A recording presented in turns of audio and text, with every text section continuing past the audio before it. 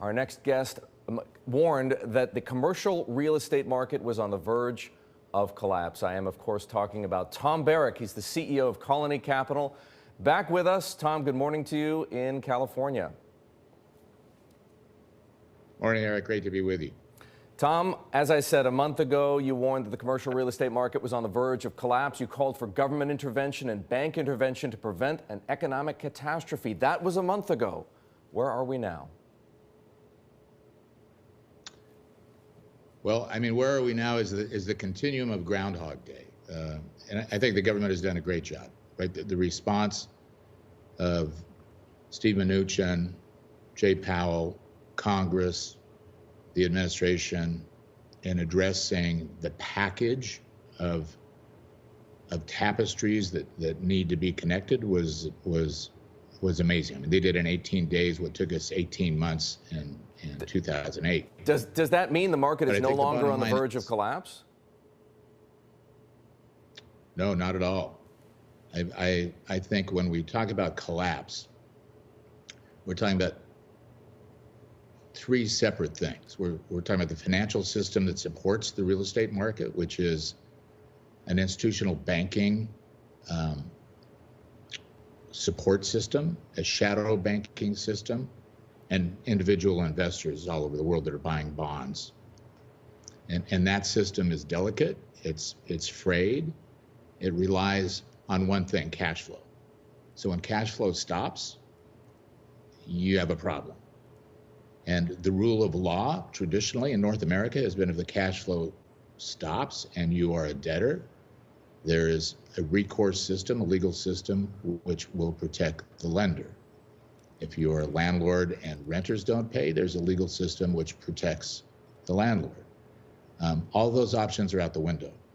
So we're in a bit in chaos, and supporting the liquidity programs in this interim of cessation of revenue is the quest. We haven't had a crisis like this. It's a crisis like all crises, but we've never had one where we just have a government taking a revenue. So complicated. How would you describe the situation, Tom? How bad is it now? How bad is it likely to get? I think it depends on the answer to the question, how soon do we get to work, right? Which is politically far beyond my job description.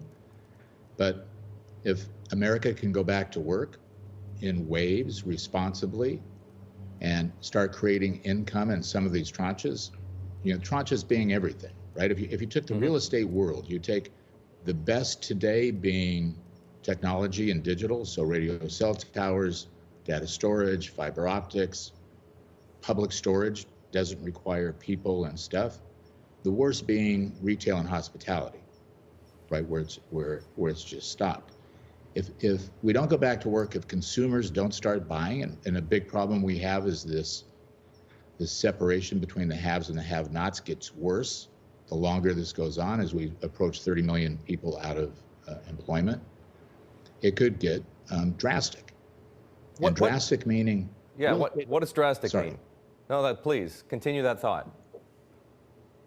So if we look at past crises, and you're too young to remember, but I used to have blonde hair and blue eyes before 1990, which was the RTC, followed by 2007, 2008. And what happens is real estate doesn't go anywhere. It just gets repriced. So capital gets wiped out, right? The holders of equity and the holders of debt and the occupants of places just merely rotate, and the capital structure gets realigned. So who is the beneficiary of the disaster ends up being the little people, not the big people, because the big people just restructure, whether it's debt, whether it's equity, they restructure. So crisis is in the housing market, which is supported by Fannie and Freddie and a very fluid commercial mortgage system. So banks don't want to hold residential mortgages. They originate those mortgages, they package them in tranches of securities, and they sell them to bonds all over the world as AAA rated instruments. And that's what keeps the mortgage market going. So for most of the $33 trillion in North American residential, we've lived the Goldilocks era, right? For 10 years, since 2010, it's been 46% home price appreciation. It's gone. So is the desire to have new home starts in municipalities, in states, which are on the verge themselves of bankruptcy. So it takes time for this tail to catch up. In the commercial mortgage market and the commercial real estate market, the same. People. So, give us a flavor. Sorry. I mean, you're absolutely right, Tom. That's going to take a while to play out. A lot of people are still concerned about what's happening right now. Give us your best sense for what's going to happen on May the 1st, right? Your companies have tenants. What percentage of those tenants are going to make their rent payments? Less. So I think the answer is in April, it was amazingly good, right? I think to all of us. So if you take from residential to office, retail, and hospitality being the worst, probably down 3 to 5% from normalcy of that period of time. The problem is it's a hope certificate. So people looking at what's happening and saying, I have reserves for a period of time where I can keep going. And what they really need is a timeout, right? It's what we talked about before. What everybody's saying is, why can't I just have a timeout? I need a timeout from paying rent. I need a timeout from paying interest. I need a forbearance. Tack it on to the end. When the government allows me to go back to work, when things go back to normal, then allow me to pay. And that's not happening because of the complexity of the regulatory system. Sure, that's not happening to them, but it's not happening to you really either, is it? Is there any way so some of those people can avail themselves of some of the government support that's available, maybe? Can you? Are there any federal programs that Colony can take advantage of? And if you could, would you? Look, that's a great question. And I think the federal programs that have been instituted are sensational and a great first step.